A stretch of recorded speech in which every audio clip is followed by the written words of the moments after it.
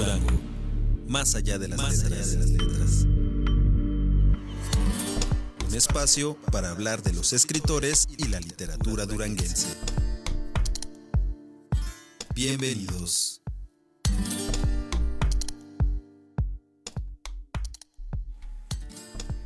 Hola, ¿qué tal? ¿Cómo están? Muy buenos días. Bienvenidos a su programa Más allá de las letras Durango. Gracias a quienes nos sintonizan a través del 100.5 FM de Radio Universidad y a quienes nos acompañan en la transmisión de la página de Facebook Radio UGED 100.5 FM. Ustedes lo saben, tengo la compañía del señor Manuel Paredes. ¿Cómo está? Bienvenido.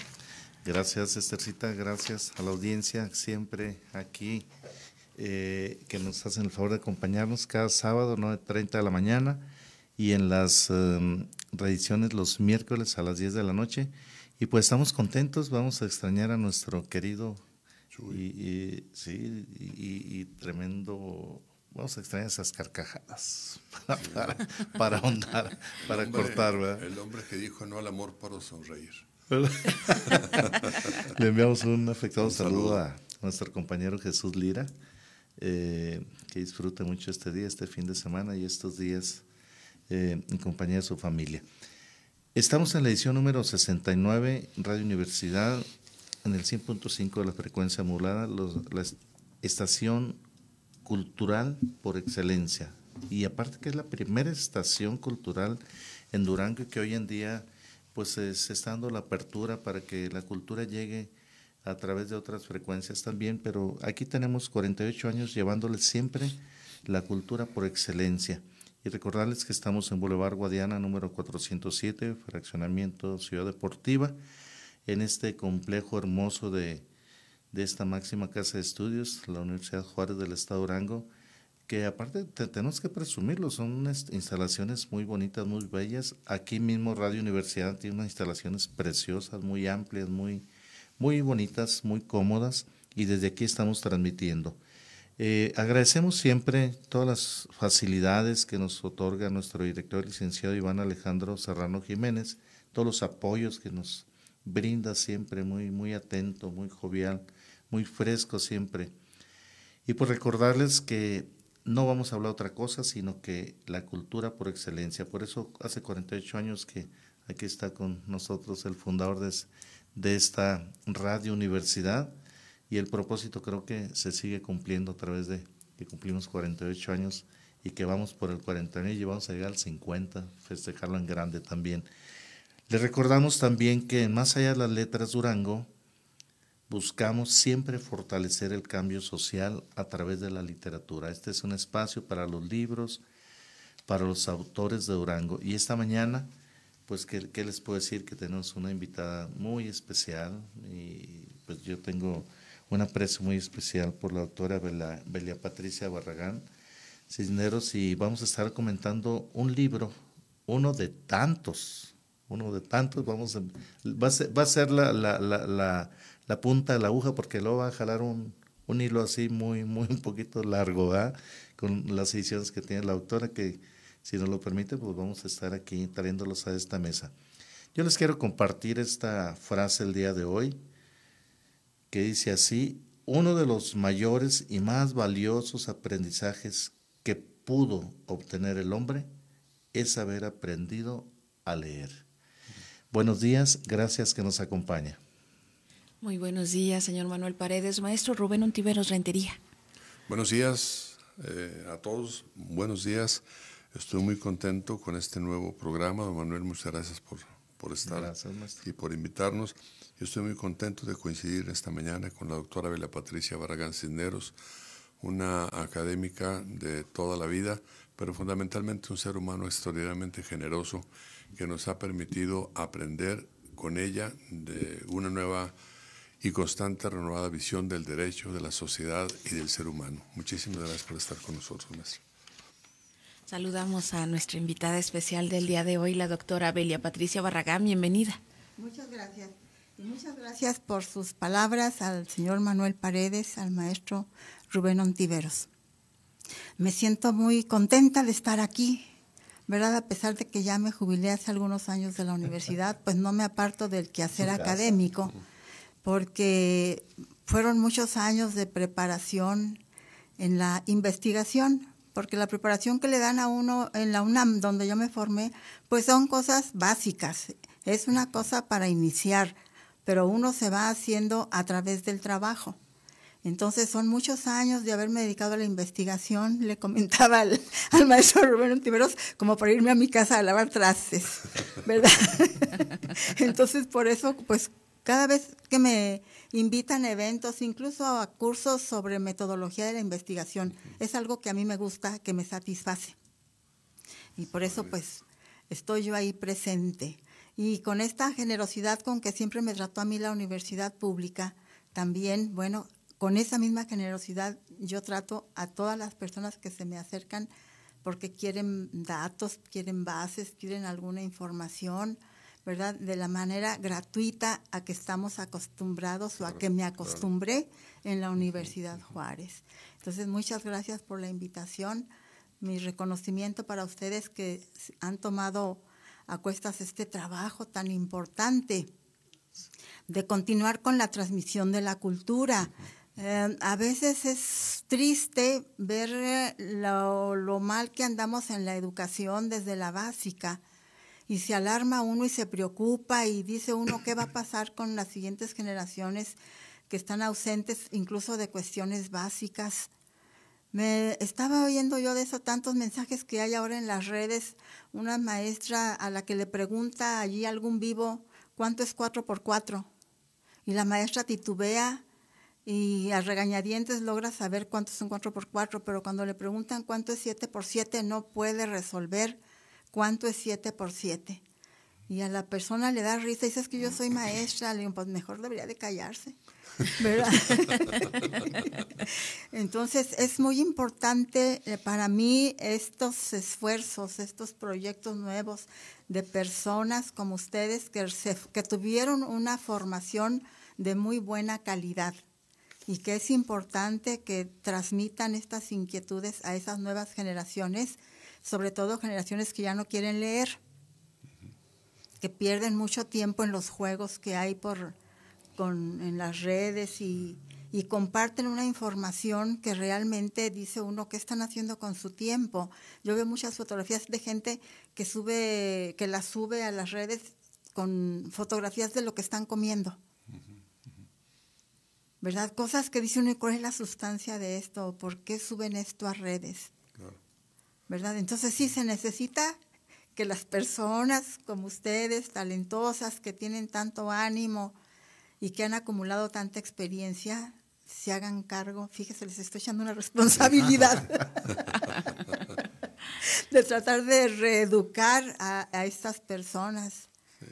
Sobre todo creo que encontrar motivos y pretextos importantes para que el ser humano vuelva a verse a sí mismo, ¿verdad? Es importante, porque el mundo que ve y reproduce está muy por debajo de lo que sí, no decimos que no sea importante la tecnología, sí es importante, todo eso es importante, pero es fatal abandonar las humanidades. Totalmente. Adelante, Esthercita. Por supuesto, pues mire, nos llega un mensaje de parte de nuestra audiencia y nos dice que iniciamos el programa con grandes reflexiones, que ya están atentos porque va a estar bastante interesante. Así es, quédese con nosotros durante esta hora. ¿Y qué les parece si antes de presentarles el libro que hoy tenemos para nuestra audiencia, escuchamos la efeméride literaria de este 25 de mayo? Un día como hoy.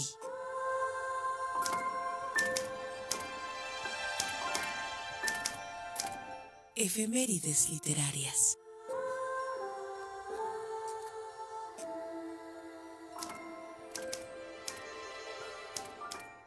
Un día como hoy, pero de 1925, nació Rosario Castellanos en la Ciudad de México. Durante 26 años, Rosario Castellanos dedicó sus mejores momentos, los más lúcidos y los más plenos, a crear una obra que le expresara de cuerpo entero y que al mismo tiempo fuera un registro del mundo y del contexto social que le tocó vivir. Rosario Castellanos es considerada una figura importante del feminismo latinoamericano, problemática que abordó de manera pionera en México, tanto en sus textos ensayísticos como en su obra literaria. Castellanos publicó en 1963 un artículo en el diario Excelsior que llamaría Feminismo a la Mexicana, texto que según la investigadora Elena Urrutia representaría a la nueva ola feminista en el país y en el que la autora utilizó sin ninguna reversa la palabra feminismo. En su artículo discute la posición inferior que ocupa la mujer en la sociedad mexicana, las diferencias establecidas entre hombres y mujeres, cuestiona el poco desarrollo del feminismo en nuestro país. A lo largo de su vida colaboró en diversos periódicos, revistas y suplementos culturales, escribiendo cuentos, ensayos, poesía y crítica literaria. Algunas de sus obras más destacadas son Apuntes para una declaración de fe, de 1948, De la vigilia estéril, de 1950, y Poesía no eres tú, de 1972, por solo mencionar algunos.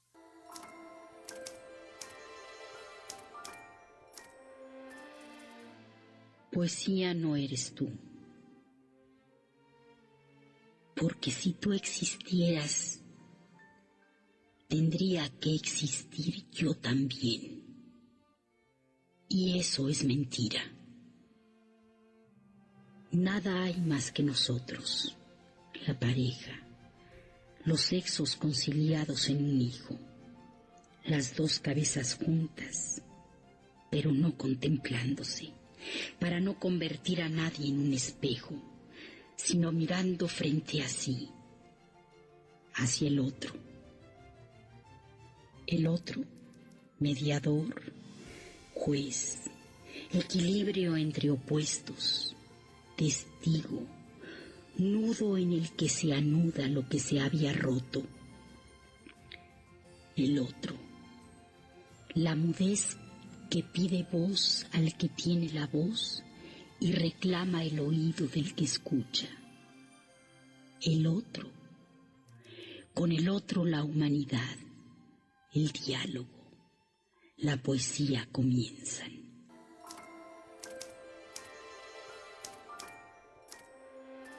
La escritura representó para Rosario Castellanos un medio para reflexionar sobre las profundas desigualdades que viven algunas poblaciones específicas en nuestro país, a través del cual apelaba por una sociedad justa, libre de prejuicios y dogmas, rumbo a una transformación social y cultural. Pero al mismo tiempo, su arte fue una forma de plasmar sus pensamientos y sentimientos más personales en torno a las cuestiones de ser mujer, ser mexicana y la soledad. Este cuerpo que ha sido mi albergue, mi prisión, mi hospital, es mi tumba. Rosario Castellanos. Pues hoy recordamos a Rosario Castellanos a 99 años de su natalicio. ¿Y qué les parece si de esta sección nos vamos directo con la editorial del maestro Rubén Ontiveros Rentería? Incitación literaria con Rubén Ontiveros Rentería.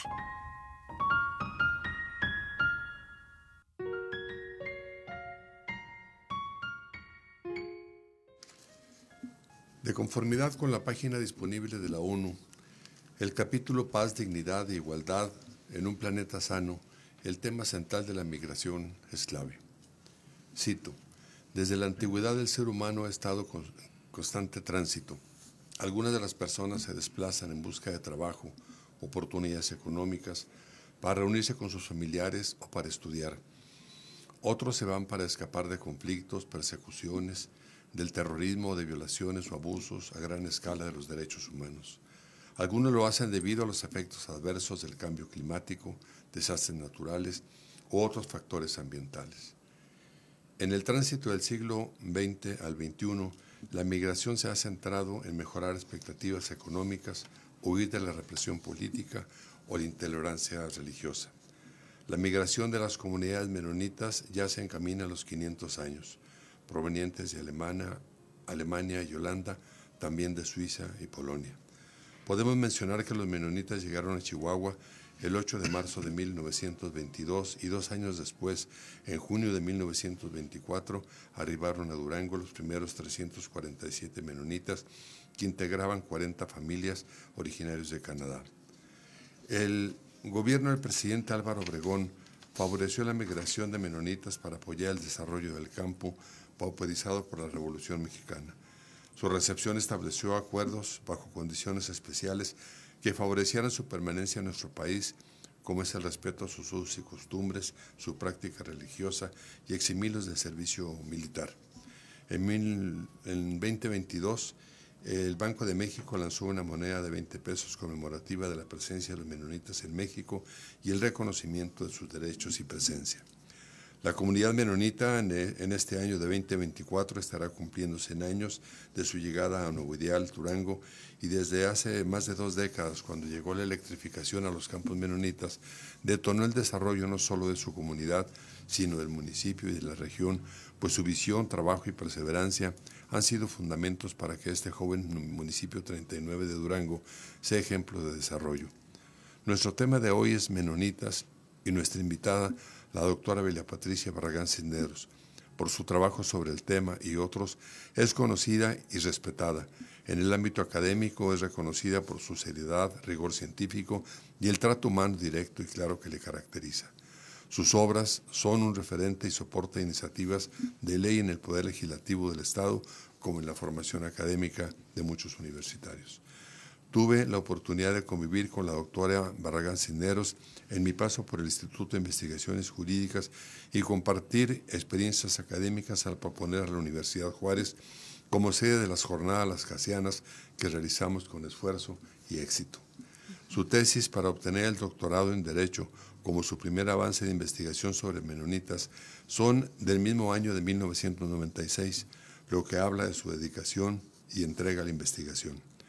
De su avance de investigación de la doctora Belia Patricia en 1996, bajo el rubro Menonitas, Etnicidad y Derecho, formó parte de una serie de divulgación con que contó en ese tiempo el Instituto de Investigaciones Jurídicas. En la introducción, la doctora Barragán afirma con bello y estricto lenguaje su primera percepción. Cito: «Aquí llegaron, venían de donde mismo, pero no los conocíamos, trayendo luces azul verde en las pupilas, sol en la piel y paz en los corazones. Y así llegando ocuparon pensamientos y reflexiones y resultó que llevan 40,000 kilómetros andados y esperan caminar otros tantos en pos de suelos generosos que alimenten sus ideales y les lleven, algún día, camino al paraíso. Son los predicadores callados de Menon Simons, que en lenguaje alemán eran y en lenguaje universal trabajan el campo con sus extensiones vivas. Por eso todos podemos entenderlos.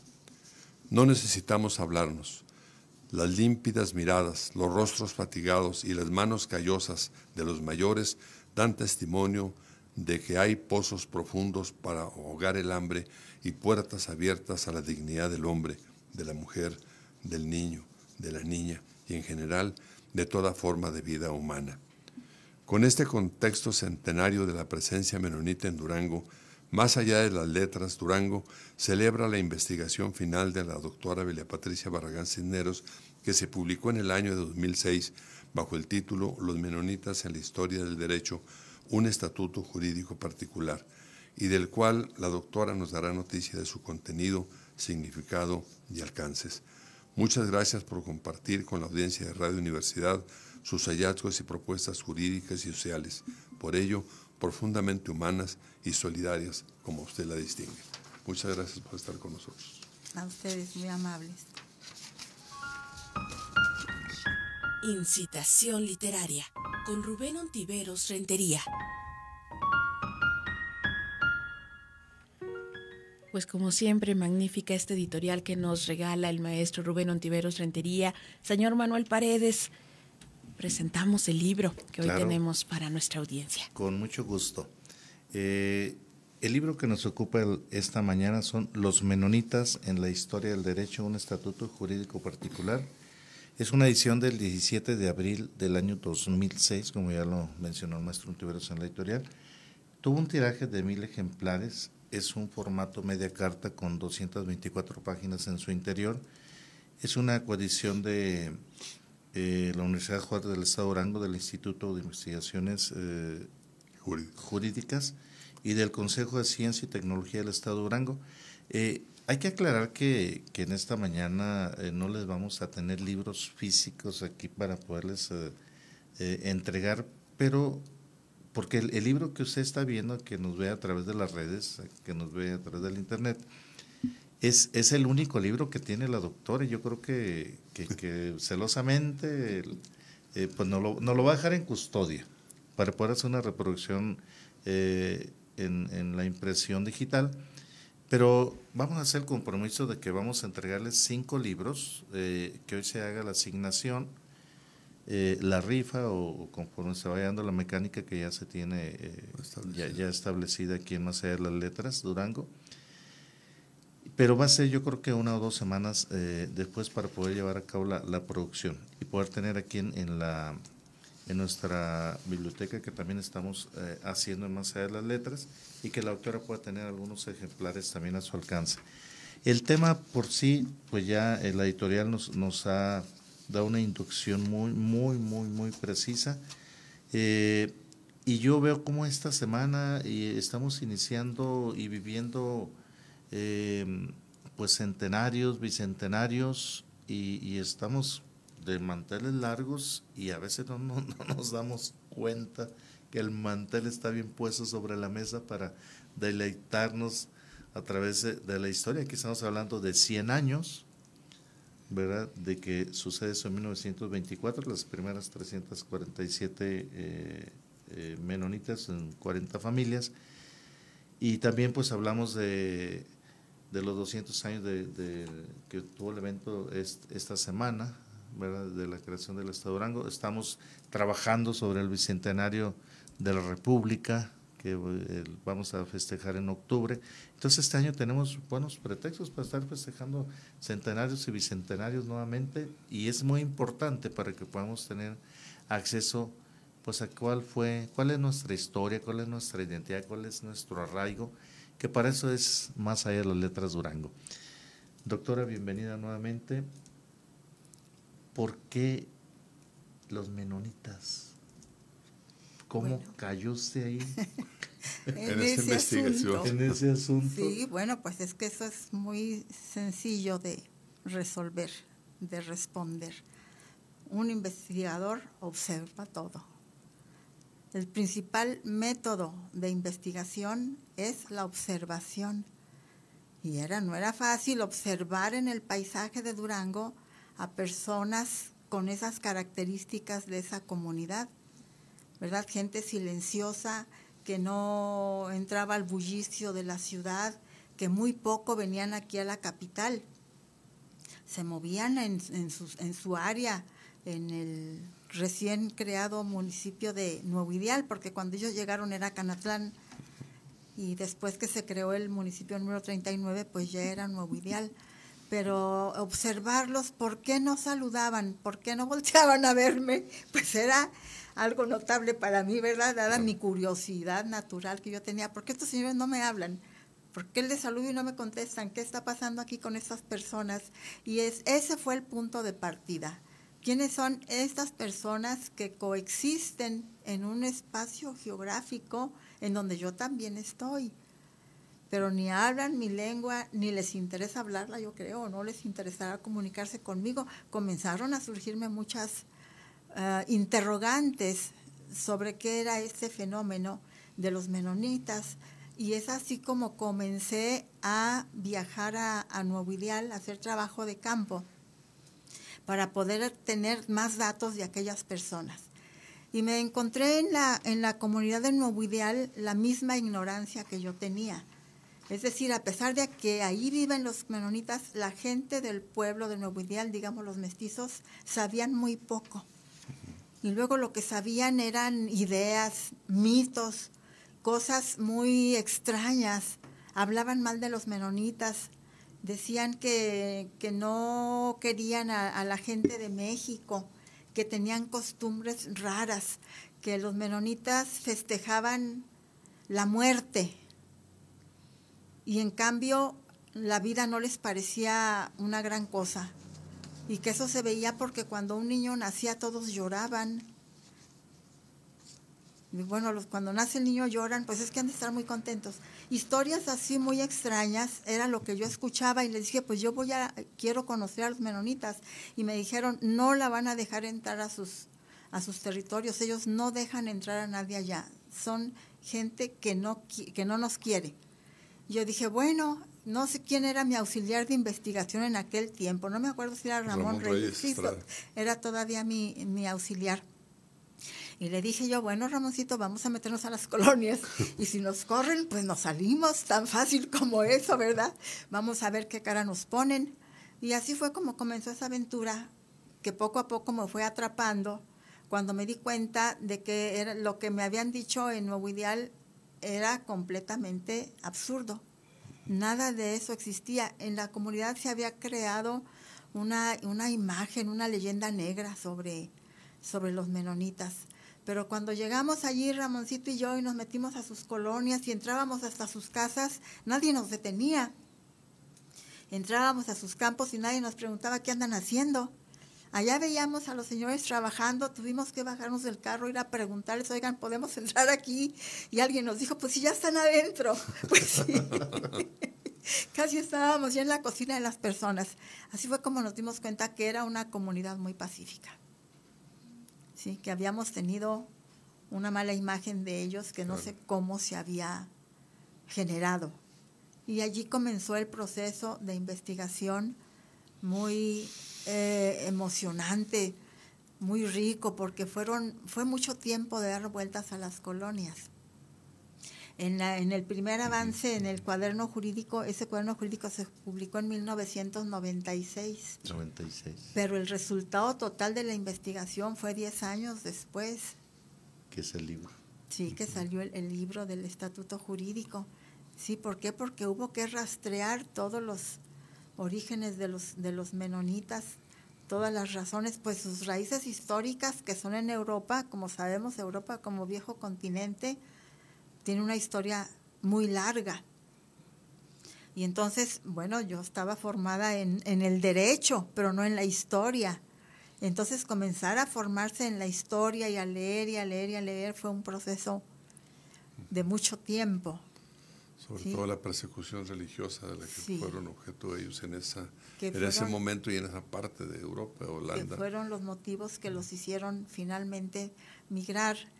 En el libro aparece el asunto del cisma de Occidente o el cisma religioso, que se da ya casi a finales de la Edad Media, ¿sí? Cuando hay un problema entre el mismo alto clero católico, porque se pelean el poder los cardenales, y los cardenales, cada grupo de cardenales quiere imponer su papa. Y entonces pasan allí muchos papas en esa historia porque es una lucha por el poder, pero ahí comienza el cisma de Occidente. Hay muchos historiadores que dicen que ese cisma se acabó cuando los papas se pusieron de acuerdo, para ya tener ahí, reconocer a un solo papa. Y yo pienso que no, ahí empezó el cisma, porque comenzaron a surgir todas las inconformidades, y entonces surge Lutero. Así es. ¿Verdad? En la Europa continental, y en Inglaterra aparece Calvino, que esos sí van a crear un verdadero cisma, porque ellos crearon el rompimiento de la unidad católica que había tenido la Reforma. Exactamente. Sí, y entonces en ese movimiento de ruptura, que ese ya no era por el poder, ¿verdad? El rompimiento que tuvo Calvino y que tuvo Lutero no fue por el poder terrenal, era por los dogmas del clero y por la forma en que se manejaban. Sí, pues era un grupo que no se portaba muy bien, digamos. Y entonces, pues había gente que realmente creía en su fe, en lo que estaban haciendo, en lo que predicaban, Y ellos fueron los que realmente rompieron esa unidad. De uno de esos grupos, porque los grupos a su vez se iban también dividiendo. Entonces, de uno de esos grupos es donde aparece el predicador Menno Simons. ¿Sí? Y por su doctrina que él profesaba, sus principios, fue que encontró un grupo importante que lo quiso seguir. ¿Sí? Europa era un país que había estado medianamente en paz, medianamente, porque las guerras nunca estuvieron ausentes en aquel continente. Y Menno Simons era un pacifista. Y entonces pues la gente de trabajo que no quería saber de política y mucho menos de guerras y nada de eso, se adhirió a Menno Simons. Y de ahí es de donde surge esa corriente menonista, ¿sí? De ese líder Menno Simons, que después empezaron a ser perseguidos precisamente por su carácter pacífico, porque no querían participar en guerras. Entonces originalmente ellos me preguntaban de cuál era su origen. Me preguntaban aquí en México, no, le digo, son alemanes. Son alemanes. Persecución, ¿verdad? Sí, son alemanes, por eso sus características físicas son así, ¿sí? Pero de Alemania huyeron a Rusia, ¿verdad? Porque en Alemania ya el problema de la guerra era muy fuerte, se fueron a Rusia. Después en Rusia comenzaron también problemas de ese mismo tipo. Y entonces fue cuando emigraron a Canadá. Después en Canadá comenzaron a verlos mal por su origen alemán, por cuestión de los problemas con Alemania, ¿verdad? Claro, las guerras que organizaba. Entonces en Canadá comenzaron también a verlos mal. Total que es, ahorita que leyó usted su editorial sobre esta cuestión de cómo la gente se ve obligada a salir, a buscar formas, medios donde sobrevivir, y el valor de aquellas personas para recorrer tantos kilómetros, ¿verdad? En unos medios de transporte rudimentarios. Absolutamente. ¿Verdad? ¿Qué capacidad pues, había para tener aviones o cosas en que moverse con facilidad? Pues nada de eso. Entonces, a moverse en barcos, subir sus ganados, sus herramientas de trabajo. Y el uso del tren ya en los 20. Y ya aquí en América había ferrocarriles al menos. Así fue como llegaron a Canadá muchos menonitas y allí establecieron dos comunidades muy grandes, la de Manitoba y la de Saskatchewan. Pero cuando comenzó Canadá a tratar también de inmiscuirlos en aquellos problemas de la guerra que ellos no querían, entonces decidieron hacer un recorrido por el resto de América a ver dónde se podían establecer. Sí, la visión de la guerra del 14-18, la llamada Primera Guerra Europea o Guerra Mundial, casi les estaba obligando también a participar, sí, o tomar partido. En Canadá querían, bueno, el gobierno de Canadá quería obligar a los menonitas a que sus hijos acudieran a las escuelas canadienses. Y los menonitas pensaban que si iban a esas escuelas iban a perder su mística, su religiosidad. Claro. Y eso era para ellos muy importante. Entonces, esa es una característica de los menonitas, que nunca permitieron que sus hijos fueran a las escuelas del gobierno. ¿Sí? Entonces, así llegaron ellos a Canadá. Después partieron aquellas comisiones por América del Sur. Primero fueron a América del Sur y recorrieron todos aquellos lugares y no encontraron acogida. Finalmente viene, no sé si viene en el libro, en el estatuto, sí, yo creo que sí, ya en el libro, cómo estaban ellos en Argentina esperando un tren para regresarse, ya pues ya derrotados porque nadie los quiso recibir. Y en Argentina alguien los vio que estaban muy tristes y se les acercó y les preguntó qué les pasaba, y ya los menonitas le platicaron sus problemas que tenían en Canadá y cómo ellos tenían unas costumbres muy diferentes y no querían inmiscuirse en todo aquello. La persona que les había preguntado aquello era el embajador de México en Argentina. Y él les dijo, vayan a México. Allá se les va a recibir. Hagan escala de regreso. Y seguramente que el embajador, del cual no tengo el nombre, debe haber hablado con don Álvaro Obregón, ¿verdad? Porque era el presidente. Un embajador no puede hacer semejante ofrecimiento sin consultar con un presidente.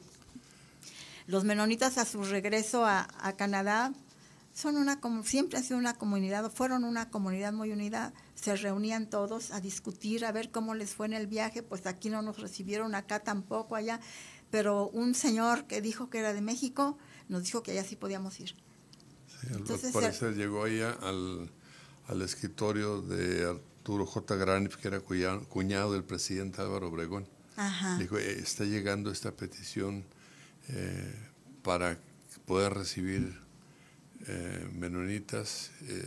Ya le hizo una narrativa importante sobre sus características, sobre todo de trabajo, de experiencia y de recuperación del campo, que entonces la Revolución Mexicana había pauperizado y estaba en un abandono terrible, además de las luchas intestinas y el reacomodo social que era tan necesario en ese momento. Y Álvaro Obregón, que se fijó en ese detalle, le hizo caso al cuñado y empezaron los tratos. Se les dio cita para recibirlos, ¿verdad? También había que ver que en aquellos años el norte estaba muy poco poblado.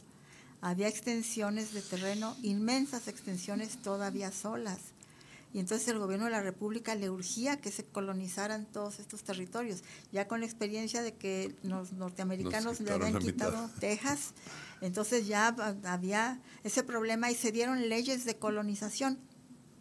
Se les ofrecía a los extranjeros que vinieran a trabajar, se les ofrecía venderles tierras a bajo costo, no cobrarles impuestos por entrar al país, prestarles, incluso facilitarles los trenes para que trajeran sus animales, imagínense nada más. Sí, viajaban con todo. En el caso de los menonitas, el caballo percherón, que era importante por la fuerza de tracción que tenía. Entonces había leyes de colonización muy importantes.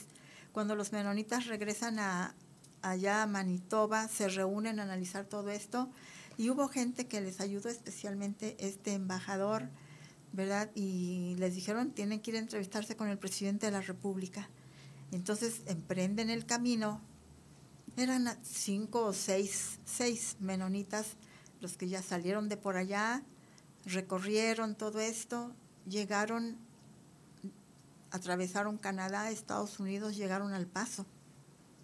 Y ya de ahí ingresaron aquí a México, a nuestra República, sin que todavía tenga yo una idea muy clara de cuál fue la ruta que siguieron.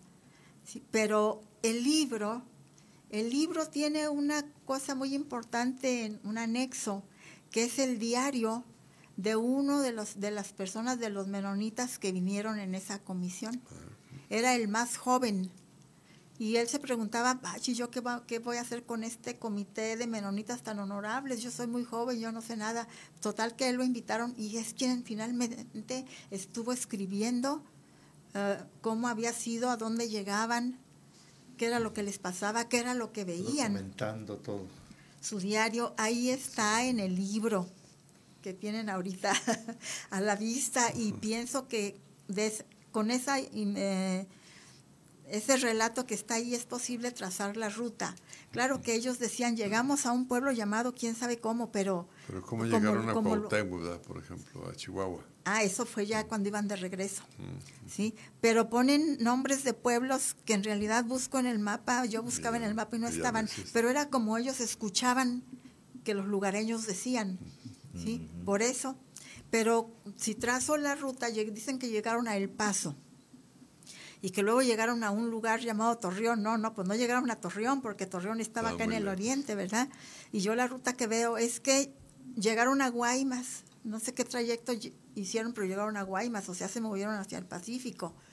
Luego de Guaymas llegaron a Culiacán, y luego a Mazatlán, pues es claro que venían por el Pacífico. Claro, ¿verdad? Por la costa. Por la costa acá occidental. De Mazatlán se fueron a Guadalajara, y de Guadalajara a Ciudad de México. Entonces así fue como entraron, ¿sí? Pero, por ejemplo, dicen, llegamos a un pueblo que le decían Mausus o no sé qué, y dije yo, no, pues esto no es Mausus ni nada de eso, puede ser una bojoa, puede ser otra cosa. Me puse a pero ya después, pero se mete uno en muchos problemas cuando trata de interpretar mapas geográficos que además no existían. ¿Quién sabe si ahora ya existan esos? Yo creo que sí estaban, pero no al alcance de nosotros.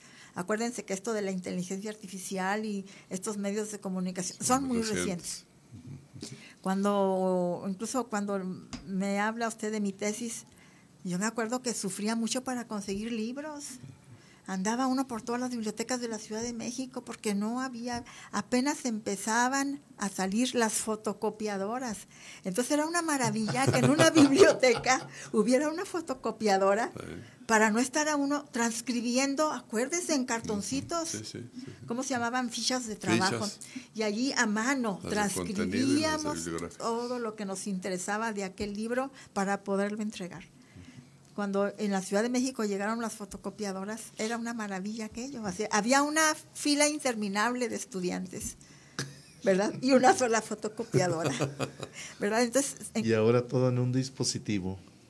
Y ahora ya todo es muy fácil, pero sí es muy interesante que quien lea el libro y se interese trazar esa ruta que siguieron los menonitas. De la Ciudad de México, ellos hablan que los llevaron a un lugar donde había muchas islas. Y yo digo, pues, ¿cuáles islas había ahí? Yo pienso que los llevaron a Xochimilco, porque dicen que, pues, que no eran muy anchos ni muy profundos, ¿no? Dije, pues, no eran islas. Las trajineras, ¿verdad? Y algún mariachi. Esthercita. Muy bien, quiero compartirles los mensajes que tenemos de nuestra audiencia. Se comunicó con nosotros la señora Isabela Esparza, nos dice felicidades al programa, de manera muy especial a la invitada doctora Belia Barragán. El tema de los menonitas nos dice que es muy interesante y que aquí en Durango incluso ya los vemos y sentimos como parte de nosotros. En redes sociales nos dice el colectivo literario Entre Líneas, qué bueno que mantienen vigente el legado literario y pensamiento feminista de Rosario Castellanos en relación a la efeméride de este 25 de mayo. Y también nos comentan, saludos a la invitada, un libro bastante interesante, lo podemos encontrar en la biblioteca universitaria para consultarlo. Pues bueno, en relación a que estamos mencionando que está agotado. Sí, doctora Belia, ¿usted nos puede decir si tiene conocimiento de que se encuentra en la biblioteca? Yo, mire, cada vez que publicábamos algo en el instituto, nosotros mismos nos encargábamos de colocarlos en la biblioteca central de aquí de la universidad. Algunas ocasiones regresábamos a buscar aquellos libros y ya no estaban. Entonces, yo espero que todavía esté en la biblioteca porque sí se les entregó. Y seguramente también pusimos alguno en la biblioteca del Congreso del Estado. ¿En el Instituto de Investigaciones Jurídicas? En el Instituto de Investigaciones, se me hace que ya cuando llegaron las últimas peticiones se echó mano de los que estaban en el instituto, ¿verdad? Pero en la biblioteca, yo creo que en la del licenciado Gallegos Caballero también debimos saber, porque lo primero que hacíamos era ponerlos en las bibliotecas de aquí de Durango. Sí, ahí pero está para consulta. Pues para consulta nada más, ¿verdad? Pero así para leerlo en extenso, con cuidado, pues yo no. Bueno, pero vamos a rifar 5 libros el día de hoy, que vamos a tener yo creo unas 2 semanas más para podérselos entregar. Bueno, la ruta del regreso de los menonitas ya es muy breve. De la Ciudad de México se fueron contentísimos después de haberse entrevistado con Álvaro Obregón. Muy contentos, estuvieron allí estuvieron mucho tiempo conversando, sí, sobre sus formas de vida de ellos, y Álvaro Obregón se comprometió a no involucrarlos en política ni en guerras, y le insistía sobre la educación, le decía que era importante que los menonitas aprendieran español, pero ellos insistían en que no. Total que allí fue el único punto en el que hubo algo de desacuerdo, pero finalmente yo creo que ni México tenía escuelas para poner en las grandes ciudades, menos en pueblos como donde estaban los menonitas. Y ambos, yo creo que el presidente Álvaro Obregón entendió eso y les dijo, bueno, muy bien, por lo pronto ustedes se van a hacer cargo de la educación de sus hijos, ¿verdad? De allá de la Ciudad de México, que digo que salieron dándole gracias a Dios. Por allí vienen las oraciones, ahí en el texto, las oraciones de los menonitas, gente muy religiosa, Estamos hablando de 1921. 21 y 22. Ellos salieron de allá de Canadá en enero del 21 y llegaron con Álvaro Obregón en febrero de ese año, del 21. Ya de la Ciudad de México ya se fueron directamente a Durango, porque refieren haber pasado por Zacatecas. Y llegar a Guatimapé, ya Pericos, hoy Nuevo Ideal. Pero ahí fue las primeras y ahí veces. en Zacatecas, por ahí en Zacatecas les robaron su billetera a alguien, o en Mazatlán, ya no me acuerdo, en Mazatlán. Fíjense nada más cosas así que dicen, oh, caramba, porque estaban tan sorprendidos en Mazatlán, estaban tan sorprendidos de que les hubieran robado una billetera. ¿Cómo era posible eso? No sé. Pues era gente tremendamente honesta, que venían de un lugar muy huyendo diferente. de todo eso. Estaban asombrados porque les robaron su billetera en Mazatlán. Y en México se establecen en el norte, primeramente en Chihuahua y posteriormente en Durango. Sí. ¿Y en qué otro lugar se establecen? Bueno, ya con el tiempo, los menonitas de aquí, porque llegó un momento en que pues ya se comenzó a poblar el país. Estas poblaciones de menonitas crecieron mucho porque es gente que se reproduce bastante. Según sus ideas católicas, menonistas, pues hay que tener muchos hijos. Entonces, por lo mismo crecían mucho. Y llegó un momento en que en Nuevo Ideal ya no había más tierras que pudieran comprar. Entonces se fueron 2 colonias de aquí a Zacatecas, primeramente. Entonces en Zacatecas también ya deben de haber crecido aquellas colonias. Después se fueron otras colonias a Campeche. Sí, allá compraron tierras. Creo que don Baltasar Pacheco fue el que les ayudó a hacer la transacción para comprar tierras en aquellos lugares, ¿verdad? Y ya no he actualizado la información porque de pronto ya la misma actividad y movimiento social de México y de lo que ocurría en México nos metió en otros temas, ¿verdad? Después comenzamos a entrar a temas como la violencia contra la mujer y otras cosas, y los financiamientos para las investigaciones ya no se dieron para cosas así tan bonitas como la de los menonitas. Había que entrar a otras cosas, ¿verdad? Que eran prioridad para el gobierno. Y ese fue el motivo por el que hasta allí dejé la investigación, pero me quedé preocupada porque cuando yo me quedo en donde está el libro, ya hay un rompimiento muy fuerte en el menonismo de Durango, derivado precisamente de la nueva tecnología. Sí, ya cuando se empieza a electrificar, hubo la primera ruptura, el primer desacuerdo importante, porque ellos no querían que entrara la electricidad. Sí, nos tocó ver, ver eso cuando fuimos allá. Su ideología los llevaba a no tener nada de esto. No había, mire, los menonitas tenían presencia aquí en la ciudad de Durango muy esporádicamente cuando venía John Wayne y las películas norteamericanas, porque llegaban estos señores cineastas y pedían, por ejemplo, queremos 30 caballistas tipo gringo y 30 caballistas tipo indio. Bueno. Carretas. ¿Verdad? Entonces mi mamá era la responsable de esas actividades. Ella era la delegada aquí en Durango de los trabajadores de la industria cinematográfica. Entonces, por eso llegaba yo a ver ahí en la casa luego a veces esa gente rara así, que no me hablaba ni me volteaba a ver, ¿verdad? Porque ella era la que contactaba, eran las personas tipo gringo que sabían montar a caballo.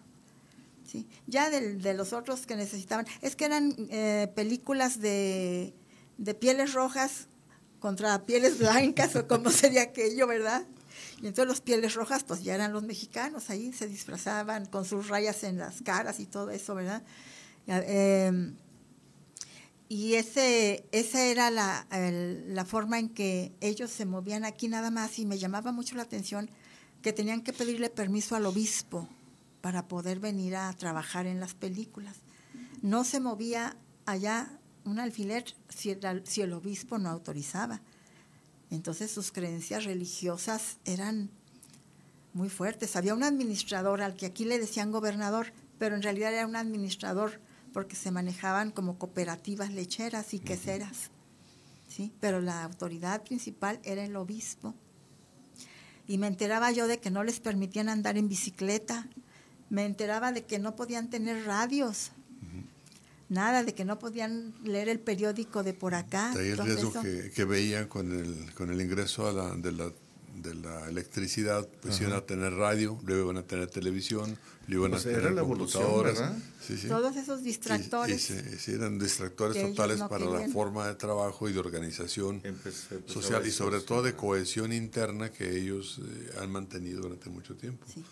Por eso, cuando fuimos en el 1996 de aquel congreso de las jornadas lascasianas, ya empezaba ese rompimiento. Cuando se publica este cuaderno jurídico de los menonitas, ya estaba ahí el rompimiento, ya se veían, yo veía ya colonias donde había menonitas con sus trajes esos de pechera, de mezclilla, y otros que ya no traían su overol de pechera, ya traían pantalones a la cintura, nada más. Su camisa. Eso fue lo que inmediatamente se vio que ya habían cambiado. Sí. Mientras en las mujeres no se veía, porque las mujeres siguen utilizando la misma vestimenta. Sí, entonces busqué a los disidentes también para platicar con ellos. Y ellos ya fueron los que me platicaron, es que hemos crecido mucho. Ya no hay tierras aquí, esto ya no da para más, ¿qué van a hacer nuestros hijos? Bien, entonces por eso ellos dijeron, tenemos que modernizarnos, ¿verdad? Y la electrificación es muy importante para producir con más eficacia. Sí, luego la telefonía es importante para la comunicación. Entonces todo eso conflictuó aquellas comunidades, ¿sí? En ese punto me quedé yo en el libro. A la vuelta de algunos 10 años regresé y ya me encontré un panorama muy diferente. Sí, porque todo aquello sí ha cambiado. Todavía hay menonitas tradicionales, pero ya hay otros grupos, modernos, otros que son los evangelistas. He llegado a ver ahí hasta grupos Amish. Los templos que hay ahí ya, unos son menonitas y otros son de aquel culto y otros de aquel otro. A mí me dio mucha tristeza cuando vi eso, sobre todo andando en las calles, recorriendo las calles de las colonias. Estaban 3 muchachas menonitas, muchachas jóvenes recargadas en una camioneta platicando, tomándose una caguama cada una, en la calle, tomándose una caguama, y yo dije, esto es una pérdida muy grande. Cuando yo hice mi investigación, las fiestas de los menonitas se amenizaban con leche. No, pues en una pileta tenían mucha leche y era lo que tomaban en sus fiestas. Y de pronto... Se ponían una.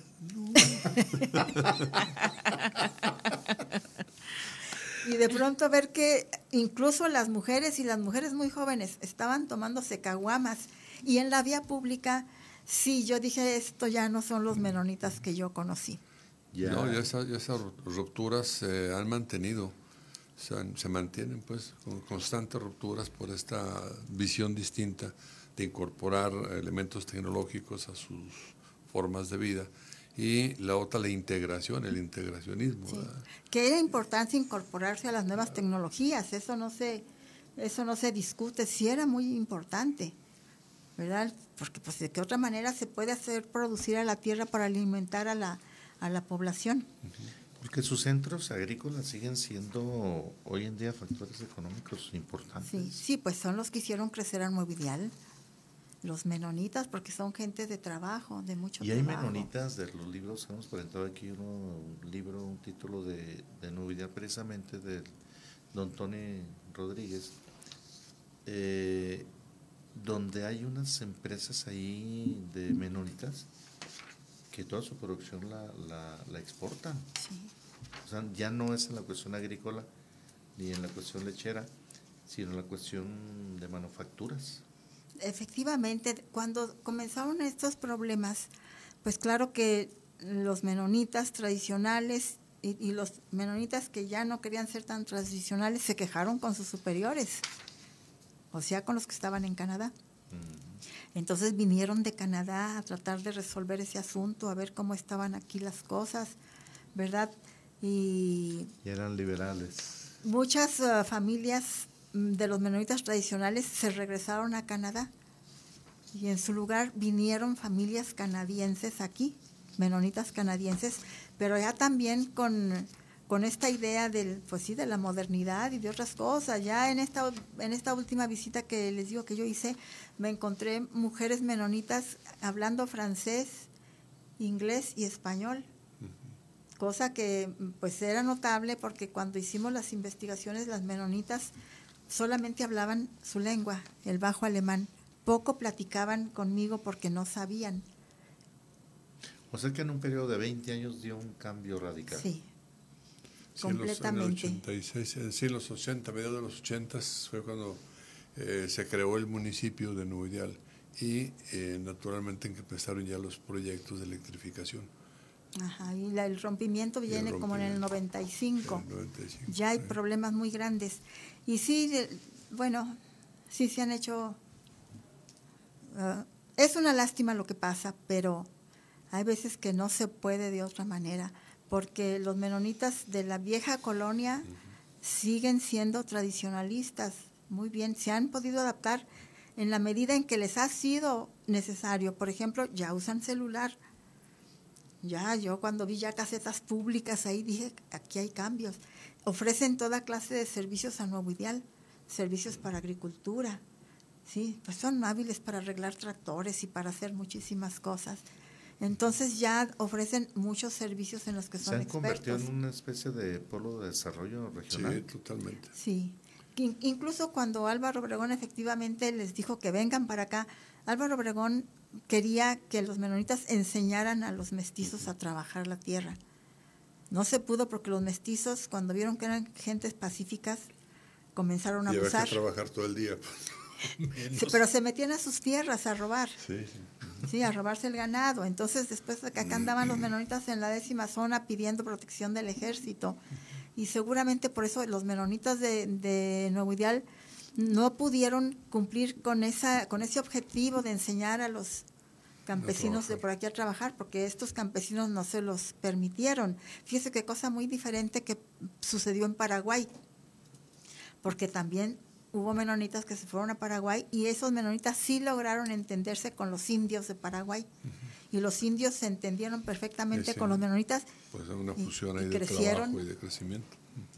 Esthercita. Claro que sí, seguimos con los mensajes, sí, porque queremos darle todo el tiempo posible a nuestra invitada. Gracias. Miren, nos dicen en redes sociales, saludos a todos, como siempre, muy interesante el programa, muchas felicidades. Nos solicitan libros de regalo. En la línea telefónica, Arturo Nava nos dice felicidades al programa y a todos. De manera muy especial a la invitada. Está muy interesante el tema de los menonitas. Nos dice también Guillermo Cruz, buenos días Esthercita, envía saludos por supuesto a nuestra invitada y solicita el libro de regalo. Nos dice también Rafa Mena, nos envía saludos y pues nos dice que envía grandes abrazos para todos, un programa excelente como siempre. Pues muchísimas gracias Rafa por su comunicación, también nos solicita aquí libro de regalo. José Refugio Reséndiz Lara nos dice, ¿por qué Durango? Bueno, ahorita que nos amplíe un poquito más para saber más contexto en relación a su comentario. Nos dice también el señor Vázquez de Oaxaca, nos dice que nos escucha a través de la transmisión en la página de Facebook y que le parece muy interesante esta investigación que hoy nos presenta la doctora Belia Patricia Barragán en el sentido del reconocimiento de los menonitas, ¿no? Nos dice que qué importante que desde las instituciones universitarias se den a la tarea de investigar a estos grupos y sus aportes a las comunidades mestizas. Pues tenemos varios mensajes, todos interesados en el libro. En un momento más estaremos por aquí haciendo la rifa porque son 5 ejemplares, señor Manuel Paredes. Sí, nada más. Perfecto, muy bien. Entonces, nada ahorita... más, así dice tajantemente. Son muchos porque no hay. Nada más. Entre Así las es. cosas de las comunicaciones que se acaban de recibir, me parece que hay alguien que quiere saber por qué se instalaron en Durango, los menonitas. Porque si ellos entraron allá por Guaymas y recorrieron todo el Pacífico, allá son tierras que a ellos les parecieron muy duras y muy espinosas, que había muchos cactus y muchas cosas que no eran aptas para la actividad a la que ellos se A lo agrícola. Se dedican, entonces pues, estuvieron viendo todas esas tierras y les gustó Mazatlán, pues cómo no, si ahí está el mar, ¿verdad? Claro. Pero vieron las tierras aquellas y dijeron, no, ¿qué vamos a hacer nosotros aquí en estas tierras? ¿Sí? Entonces cuando ya de regreso de México entran a Durango y comienzan a ver que la tierra es más blanda, ¿sí? Que no hay tanta hierba espinosa ni tanta cosa, eso fue lo que los puso contentos. Pero fíjense, me llama mucho la atención porque en el 21 fue que vinieron a México a hacer todo ese recorrido. De regreso pasaron por Chihuahua desde lejos, ¿verdad? También deben haber estado viendo la tierra y me llama la atención. ¡Qué bonito clima! Pues si venían de Canadá, ¿cómo no se les iba a hacer? Hermoso, bonito el clima, ¿verdad? Las tierras, qué bonitas las tierras de por acá, pues sí, allá, ¿verdad? Y maravillados de las cosas que uno que tiene todo en este país no aprecia. Aquellos señores veían con asombro los árboles, los plátanos en aquellos árboles, ¿verdad? Los manzanos en aquellos árboles, cosas que uno pues está acostumbrado a ver. Sí, estos relatos que hacen esas personas que llegan por primera vez a México, lo hacen que uno aprecie más lo que tiene. Me acordé de ¿cómo se llama? La verdadera historia de la Nueva España de Bernal Díaz del Castillo. Cuando Bernal llega por primera vez a Ciudad de México, está tan asombrado de ver aquella ciudad que a él le parece una maravilla, con calles así como las de Venecia, de agua y canoas, con indios que van y que vienen.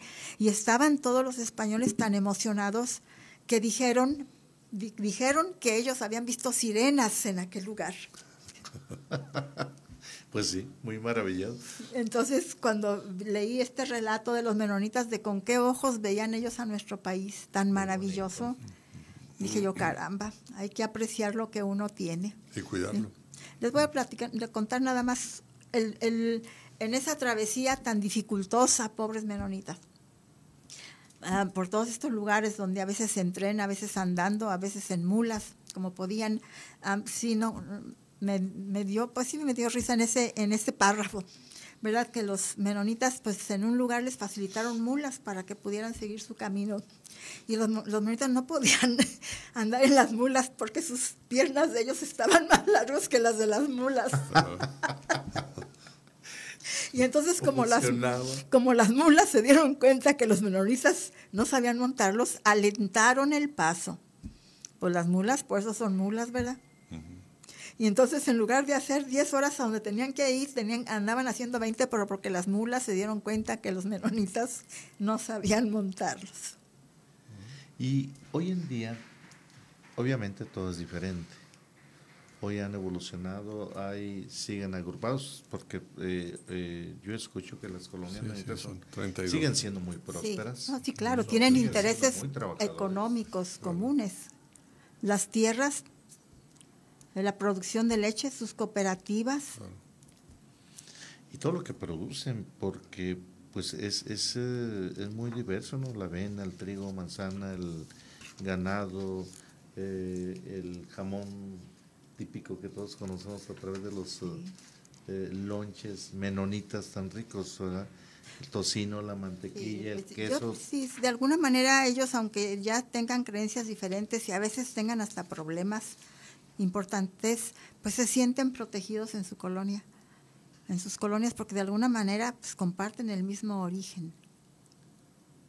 Esa identidad, esa parte de la identidad no la han perdido. No la han perdido, efectivamente. Le digo, aunque en una ocasión, esta última vez que fui a hablar con el administrador, al que decimos gobernador, esta persona que me facilitó a mí tantos documentos y que me recibía cada vez que yo iba, y nunca me cobró ni un centavo por las entrevistas. Tengo que decir esto porque son gente de trabajo, pero su trabajo y su tiempo cuesta. Ajá. ¿Sí? El único día en que no se hacen negocios es el domingo. ¿Sí? No sé si en alguna ocasión llegué a querer comprar quesos en domingo y no hubo nadie que me vendiera en aquella colonia porque no es día de hacer negocios. No sé si ya para estas fechas ya todos los días sean días de negocios, ¿verdad?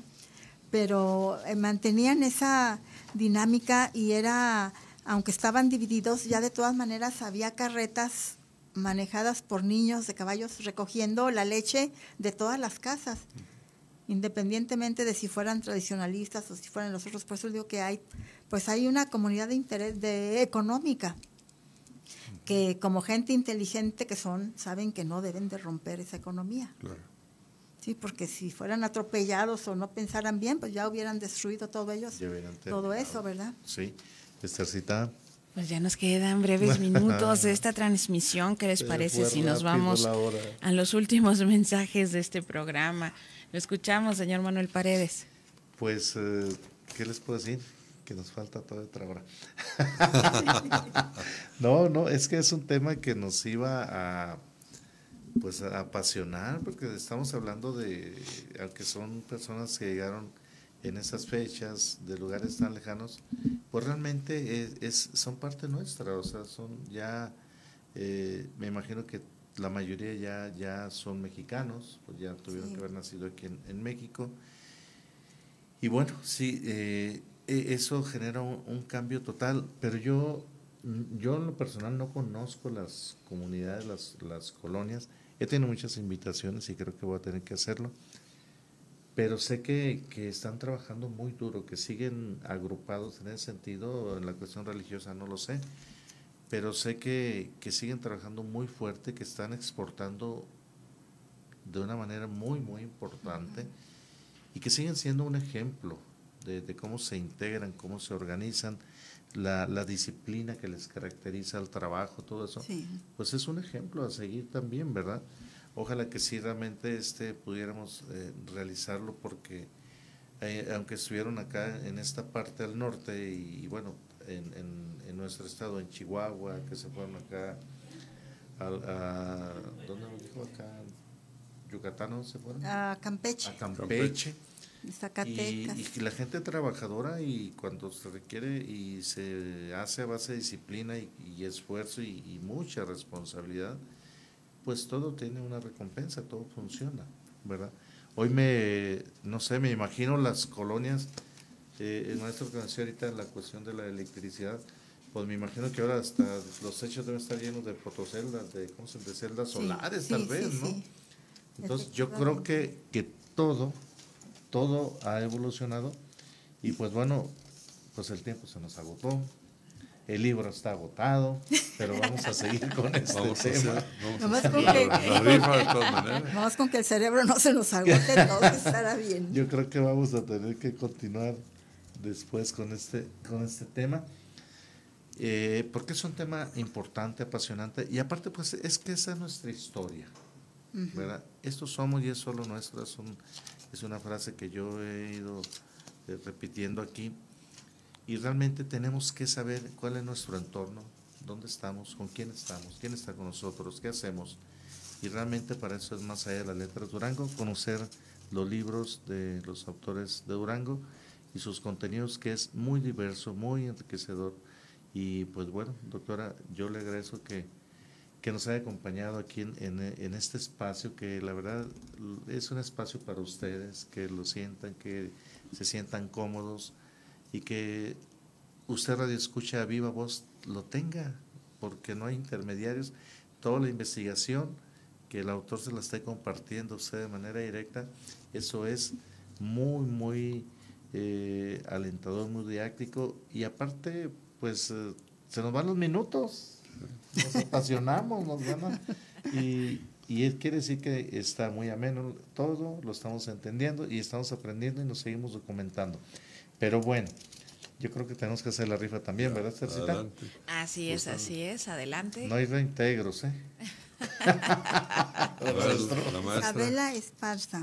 Ok. Ah, mire. Bueno, yo tengo a don Arturo Nava. Muy bien, muy bien. El segundo libro, nos vamos por el tercero. Arturo Nava está 2 veces. Ahí lo puse 2 veces, una disculpa. No le van a llevar 2. Solo es uno. José Refugio Reséndiz. José Refugio Reséndiz. Don Rafa Mena. Don Rafa Mena. Y creo que nos falta uno nada más. Uno. ¿Sí? Ok. Jorge Luis Juárez. Jorge Luis Juárez. Bueno, pues ellos son los que se llevan estos libros que hoy les presentamos a través de su programa Más allá de las letras Durango. Maestro Rubén Ontiveros Rentería, muchísimas gracias. Muchas gracias por escucharnos. Un placer poder convivir nuevamente con la doctora Belia Patricia Barragán y sobre todo pues ver la posibilidad de que la recuperación de este libro agotado, poderlo poner al alcance de nuestro auditorio y también para que tenga usted algunos ejemplares más aquí con el apoyo del maestro Manuel Paredes. Muchas gracias y buen fin de semana. Muchas gracias a nuestra invitada, la doctora Belia Patricia Barragán. A ustedes muy amables, yo muy complacida de estar aquí en esta que sigue siendo mi casa, aunque esté jubilada. Claro. La Universidad Juárez del Estado de Durango. Esta será siempre su casa. Muchas gracias, doctora. Muchísimas gracias. Y muchas gracias a quienes se comunicaron con nosotros el día de hoy. Ya lo sabes, soy Esther Díaz, lo invito a que se quede en compañía de Radio Universidad. Hasta la próxima semana. Durango, más allá de las letras. Más allá de las letras.